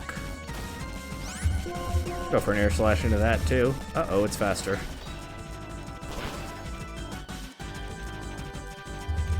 Also, I think it has sturdy, so it's not like any attack I have is just going to one-shot it. If only I had a Pokemon that could manage the stone edges and wear the sock down gradually such that sturdy is not much of an issue. A Pokemon with elegance and class, let's say. Would be nice.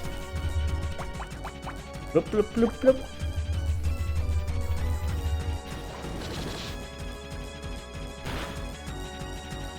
That did a lot of damage. Uh-oh. Okay, maybe I don't set up on this. But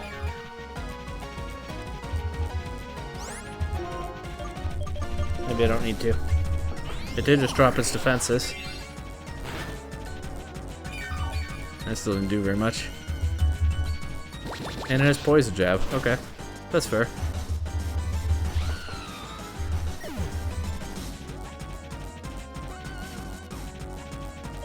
You can always dodge a Stone Edge.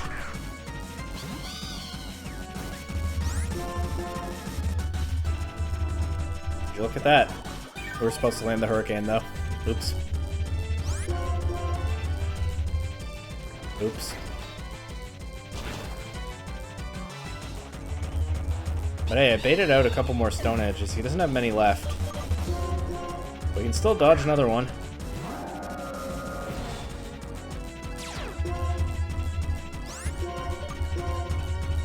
Dodge it! Uh-oh.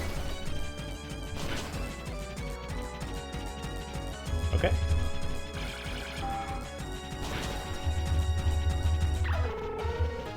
Who's next? Throw. Figures.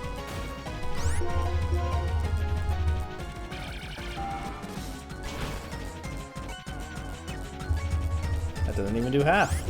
Ha ha ha ha! But we get a Bright Powder dodge on the Earthquake. You know what? If I'm setting up on any of Marshall's Pokemon, it's this one. I see the vision. Especially if it's going to lower its own attack stat for me. Another big impact animation though, that's cool.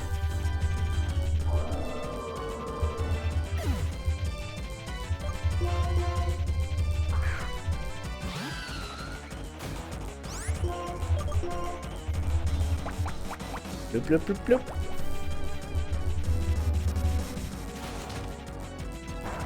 And for some reason it goes for Grass Knot. I remember it doing that in past playthroughs. That's gotta be a worse move in this position than Superpower. Maybe because it's lowered its attack, it figures the special attack is the way to go now. I don't know, but anyway. +1.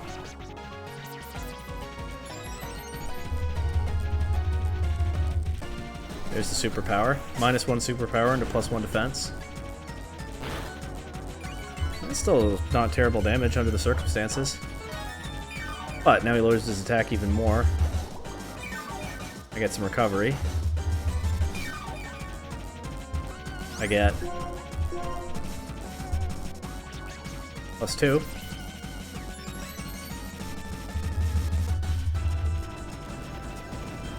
He doesn't know what to do, he's just clicking moves at random. I guess that's the problem with Superpower being your big, strong stab attack. You get wary of spamming it.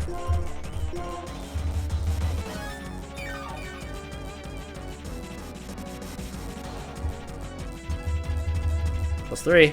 It is why I'm iffy on moves like that in a playthrough. So in a way I'm teaching Marshall a lesson here, huh?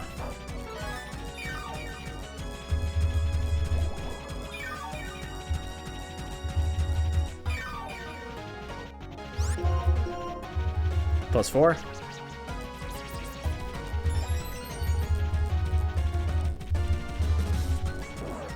His last move is Retaliate. I wanted to spam that from the start. Doesn't even do leftovers, or it doesn't even do more than leftovers damage now. You know what I mean. +5.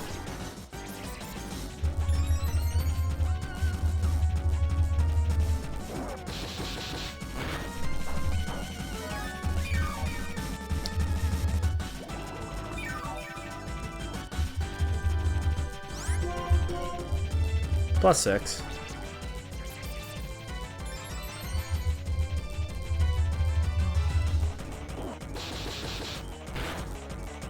Crit. But didn't do too much, considering it was ignoring my boosts. We're still pretty comfy here. Leaf blade time.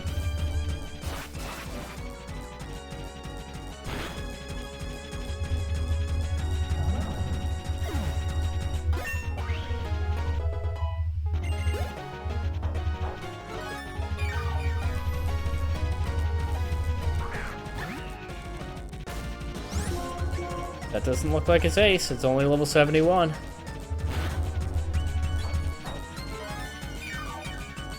May yet do some damage before going down, though. I wouldn't be surprised if it's faster. Nope, never mind.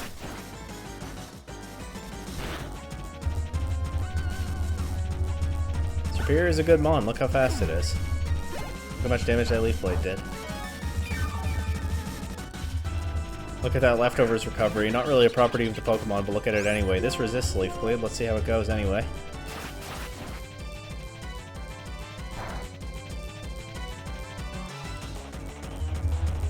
Almost KO'd.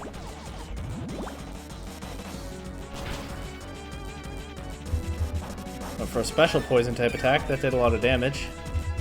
Fortunately, it's not a move that can inflict poison. Get a little bit of extra recovery here.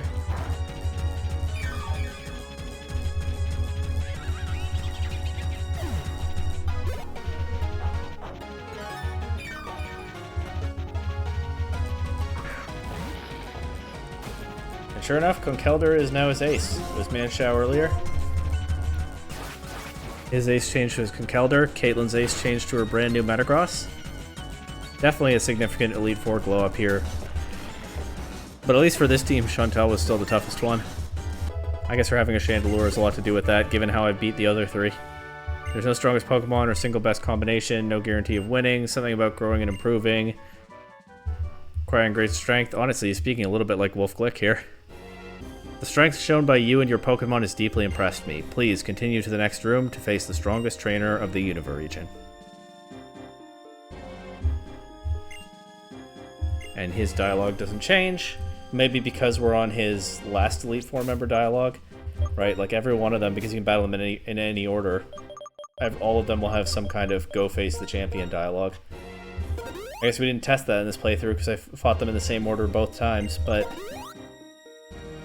maybe he would have more dialogue if he weren't the last one I battled. I don't know. That would be an easy thing to look up if I remember later. Or you could look it up for yourself. I think that's more likely, honestly, than me remembering this one. Can't remember everything. Now, if you're bored of Superior setup... By the way, Toronto is now the highest level Pokemon on my team, at level 66. Halifax is next to 64. If you're tired of Superior setup, you might be in luck, because Alder's team is not good for it, as I recall. Again, half of them are bug types. We'll see what happens.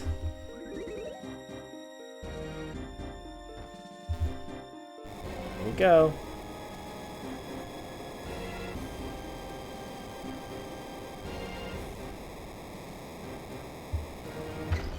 Down here one more time. Up the stairs, past the many pillars.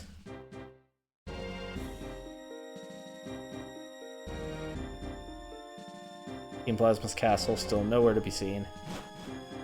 It is the champion's room as it should be. The damage has been repaired. Alder's hair is blowing in some wind that apparently exists in here. I am grateful for what you did about N.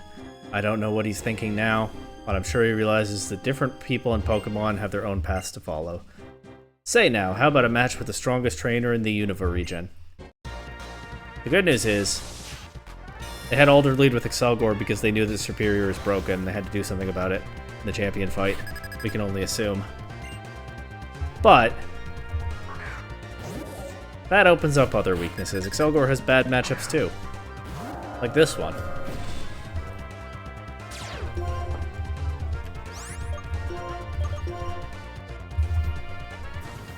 Alder would land his Focus Blast, of course. Although maybe he was too rusty against N to do that. It didn't do much damage though. That's into Bright Powder too. He's still connecting. You know Alder's no joke. 1 Pokemon down, 5 left. Toronto's still the highest level member of the party. Druddigan. If I'm setting up against anything, it's this, but I'm not going to try, and I'll explain why later.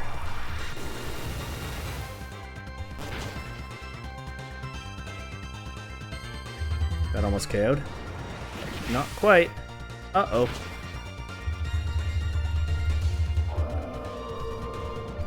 Alright, who's the I was gonna say lowest level mod in my party. It's Charlottetown. Let's give this one to Steinbach. Have I ever clicked Ice Beam yet?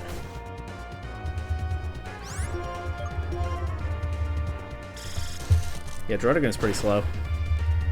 So that works fine. This is why I didn't try to set up on the Druddigan. I'm pretty sure his Bouffalant has Sap Sipper. Uh-oh. Miss Hurricane, get hit by Stone Edge? That's not how that's supposed to go. So, since I only have Grass-type attacks on my Superior, maybe I could beat the Bouffalant with just Leech Seed and sitting on the field forever, but not with anything else the Superior can throw at it.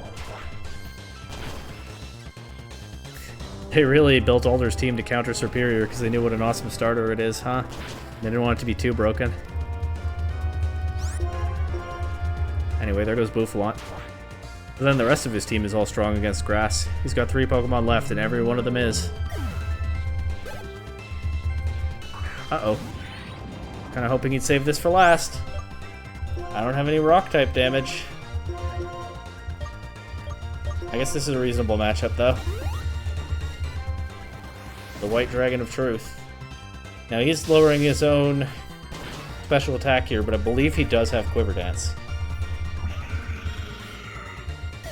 Wait, I do have Rock-type damage on my team. What am I saying? I have Rock Slide on Charlottetown. So, here's my chance while he's, well, his Volcarona is as weak as it's going to be. Do we take a -2 Bug Buzz? It is a 20 level difference, and Volcarona is a strong Pokemon. We just take it. I'm not even sure this KOs. No, but it did good damage. He takes out Charlottetown with a Hyper Beam, and you know what that calls for. On his recharging turn. Champion's Ace. We're Hyper Beaming right back.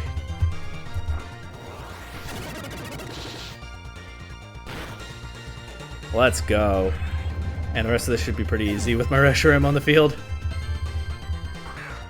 The championship was pretty much won on that Hyper Beam. Oh, right, I forgot I have to recharge. If only this were Gen 1. When you don't have to recharge after getting a KO.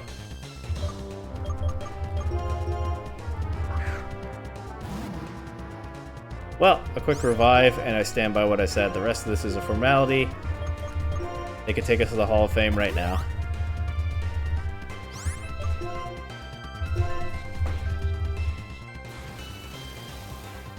St. John's has even found his convictions again, but the real thing here will be when Halifax gets back in for that Fusion Flare.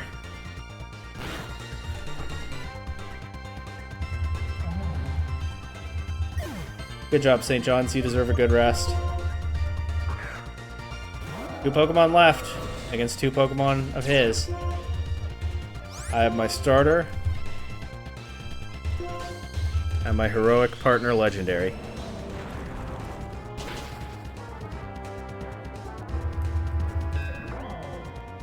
We knock Alder down to his last Pokemon. It's Vanilluxe. I feel like there could be some kind of analysis done of Alder's team and what the Pokemon say about them. I'm really not sure what I make of half of them being bug types. It could just be a coincidence, because Volcarona is an obvious ace for the guy. And then Excelgor and Escavalier are weird, obscure Pokemon from the region that they want to show somewhere. Plus, Excelgor is super fast, Escavalier's a steel type. They got some stuff going for them, fitting of a champion. Oh, I'm out of Fusion Flares. The rest of his Pokemon, they sort of suit somebody who travels around the region meeting people, I guess. Druddigon, you gotta go to like deep, dark places for that. Also, it's a Pokemon appears in kind of a legendary place, Dragon Spiral Tower. Bouffalant just kind of fits Alder's vibe, and it's a strong Pokemon from late in this region. Vanilluxe is cheery and whimsical. I guess it fits that part of Alder's vibe. I feel like there's a good character analysis that somebody else could do on why he has the Pokemon he has.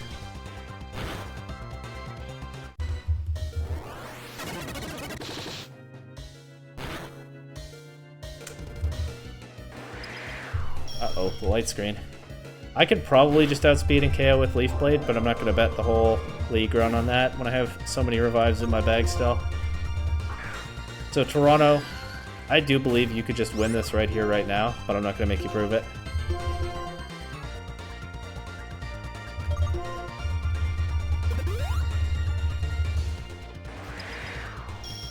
And yeah, Alder... I joked around about that guy Sean, but he's no Alder. Alder hits his blizzards. I would expect nothing less.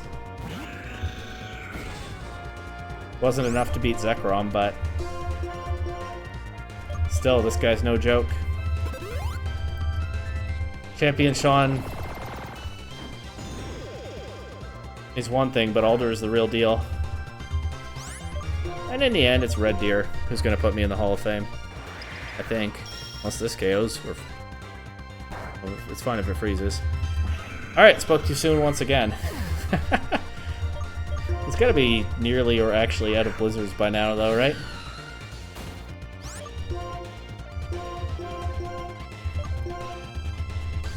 Let's go back to the Pokemon on the box cover.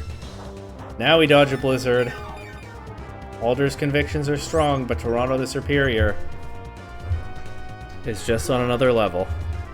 And yeah, we were able to do this the whole time. I just didn't want to risk it. GG Alder. No legit champion, but no match for the best starter in the entire Pokemon series. Toronto and Halifax. Two cities and two Pokemon dear to my heart. Now tied for highest level on the team. And it's finally champion time. Well done. You certainly are an unmatched talent. Come with me. Interesting room design there, huh? Is it supposed to look like a stylized Pokeball? I don't know. This room is the Hall of Fame. It exists to commemorate the trainers and Pokemon who have demonstrated stellar strength and kindness of heart. Sorry, I noticed that the music stopped, so I paused to listen. It did stop.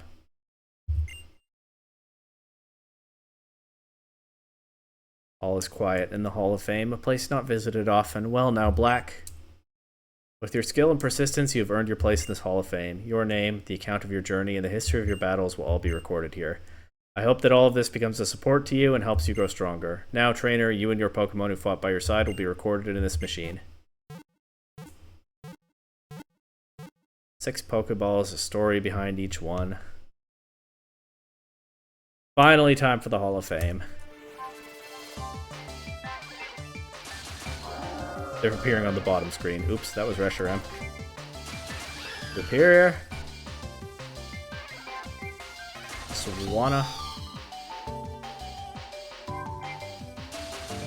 Crocodile. Red Deer. Tornadus. Sorry folks, that looks better on the bottom screen. What I will say is, this is something that I saw when I was looking up something to do with Tornadus. I think it was unrelated. I think it was for like the Tornadus VGC Legends video or something. I just had the Bulbapedia page open. The backgrounds in the Hall of Fame correspond to the primary type of the Pokemon, and Tornadus is the only Pokemon in the first 5 generations with a primary type of flying. was the only Pokemon that can have that flying type background. So nice that we had it with us here, huh? Got something exclusive. Can't do that in white version. Can't do that in black 2 or white 2 either. You can't catch those guys in those games. This is the only one. Unless you trade. Holding B to zoom through the credits. I could stop recording, but you know, might as well see this out.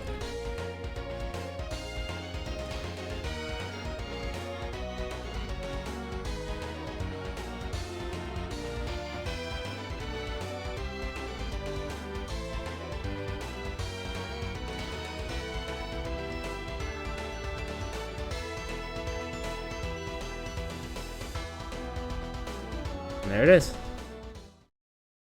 The end, but not really. After all that, and man, am I feeling the length of this series right now. There is still a little bit more to do here in Pokemon Black version. We're not quite done yet. Tune back in next time, or what little remains.